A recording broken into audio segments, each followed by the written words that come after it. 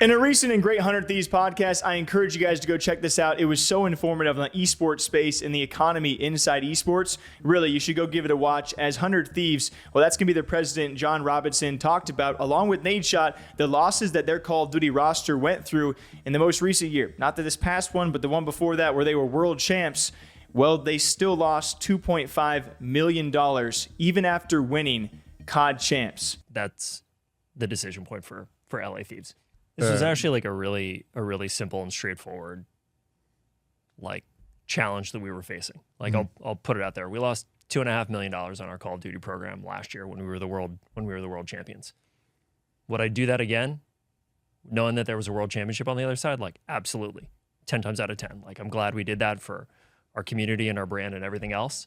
But at the same time, if you do that every year and you continue to do that, we're going to run out of money and nobody wants to fund that. And then that's the end of 100 Thieves. And I think that would be the biggest disappointment for us and for our fans and for everybody else. It's not good for esports. It's not good for anybody, right? Yeah. So I think at some point we had to make that decision like, okay, we just cannot continue to lose this type of money and we need to get to a much healthier place. What good is legacy if you don't exist? Yeah. I don't know. Our 100 Thieves Counter-Strike stickers still go crazy.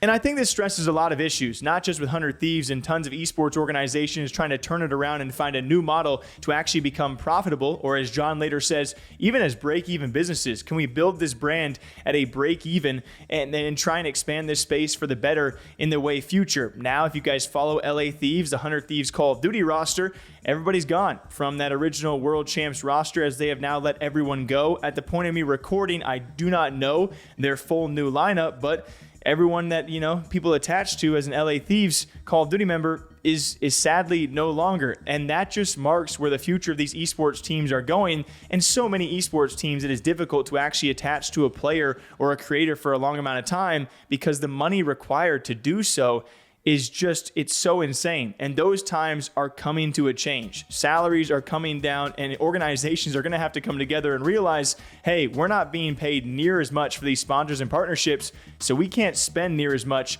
And the model overall, it has to change. And so when you were spending on the big free agents in League of Legends or Call of Duty and you were winning championships, everyone was like, oh, it's no big deal that you're losing $1 million on this team this year or $2 million on this team that year. Because we think that these franchises might be worth $20 million or $50 million or something like that. And so that was kind of like the stakes or the rule set under which we were playing in 2018 through roughly kind of like the end of 2021 or early 2022.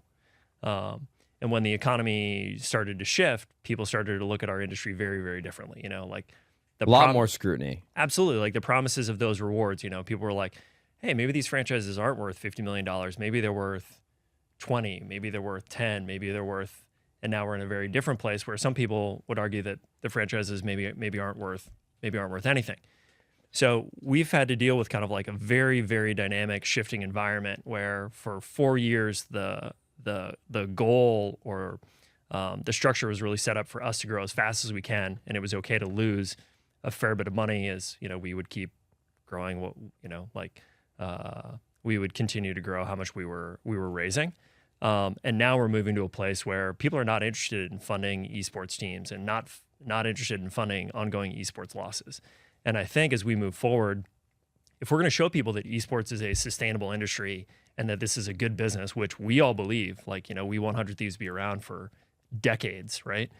If we're going to do that, we actually have to prove to people, investors, the industry, the market more broadly, that these things aren't just money pits, right? That they're not just going to continue to lose money. And so in this most recent kind of era, this new shift that we're in, call it like early 2022 to today, and we think it's going to be moving forward for the next number of years, we've got to show that these teams can break even, right? And eventually make money. We're not looking to certainly like generate a ton of profit from esports in the near term, but at the very least, like to change this narrative that esports is a broken industry, to change this narrative that esports teams are worth, or that esports franchises aren't worth anything, we need to show that these can be, you know, break-even businesses, that these can be operated sustainably. And so I think that's the big challenge that we're facing is we're shifting the way that we did things for 4 years to now a very different model. But if we accomplish that, I think it leads to a healthier 100 Thieves and a much healthier esports industry. But I do think it also strikes an issue with the franchise leagues. I mean, if you are a CoD Champs winning organization and there is somehow no way for you to make money, what are we then talking about for the future? You were the best team in Call of Duty that year, winning the finalizing event and the culminating event of the year, and there's no way for you to better monetize on that event itself. If LA Thieves lost $2.5 million, what did the other teams lose that spent a lot on their rosters and had no wins or no ultimate trophy and rings to show for it?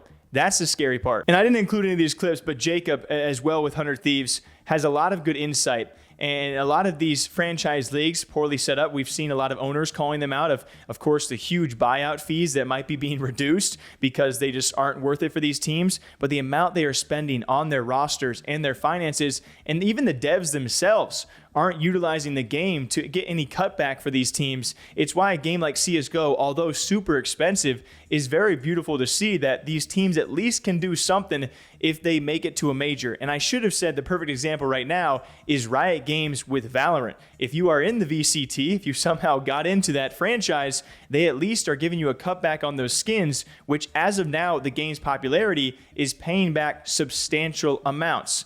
Now, the salaries are still quite high, but eventually if all of that comes down and people are still spending to support the league, and of course Valorant skins, that cutback ultimately goes back to the teams. And we have talked about the tens and tens of millions of dollars that Riot Games has raised through those skin bundles to give back to VCT teams, which other games certainly in the future will have to implement. I know we've seen this with R6. We've seen it with Dota. Of course, you make the TI. That's the ultimate goal. CSGO a little bit with major skins too. But nobody, I don't think, has it perfectly down for this to last a lifetime. And then of course you can go through the game cycle the life cycle of these games too. Can these games stay around long enough for all of us to succeed? 100 Thieves have now revealed the loss of $2.5 million in a year where they won the biggest event in Call of Duty. $2.5 million lost on just their Call of Duty roster. Are you guys scared? Are you excited for the future of this esports gaming space? Sometimes I'm scared. Okay? What do you guys think? But till next time, take care of yourselves. We'll see you back here sometime soon.